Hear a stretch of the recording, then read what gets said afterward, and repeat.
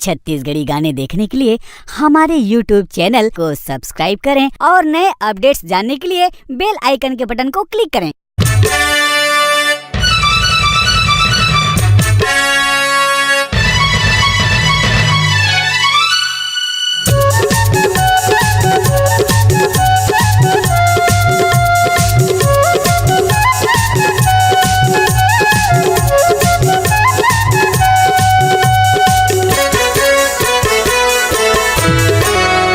कभू न कभू गोरी आही सुता तोला मोर नैनम बस रही बे बन के तय हचको। कभू न कभू गोरी वो आही सुता तोला मोर, कभू न कभू गोरी वो आही सुता तोला मोर नैनम बस रही बे बन के तय हचको। कभू न कभू गोरी आही सुता तोला मोर।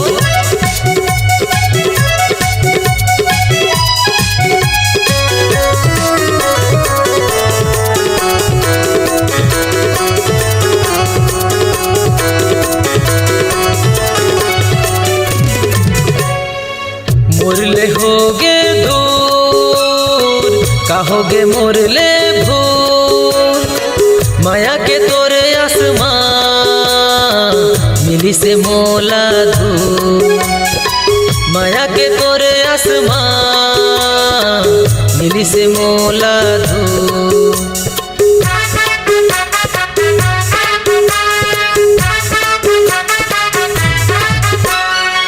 मोरले होगे दूर कहोगे मोरले भूर, माया के तोरे आसमां मिली से मोला धूर, माया के तोरे आसमां मिली से मोला धूर।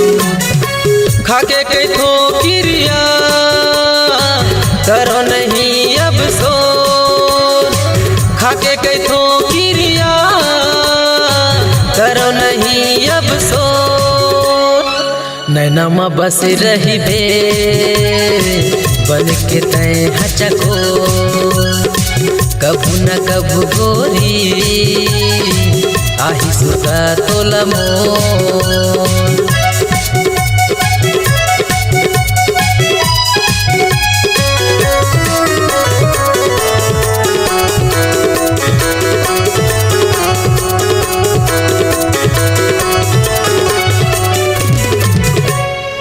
धोखा माया के तो अब कैसे सहना है, जीना नहीं तोर बिन गौ के मोला मरना है, जीना नहीं तोर बिन गौ के मोला मरना है।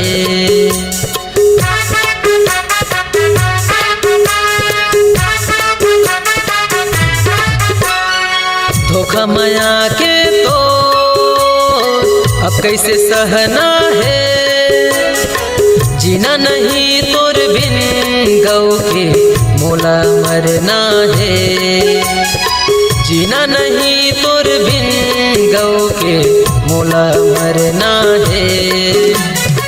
माया के नैया ला कैसे डुबोए मोर, माया के नैया कैसे डुबोए मोर नैनम बस रही बे बन के तय हचको। कभू न कभू गोरी आही सुता तोला मोर, कभू न कभू गोरी आही सुता तोला मोर। हाँ आही सुता तोला मोर, ओ आही सुता तोला मोर। हाय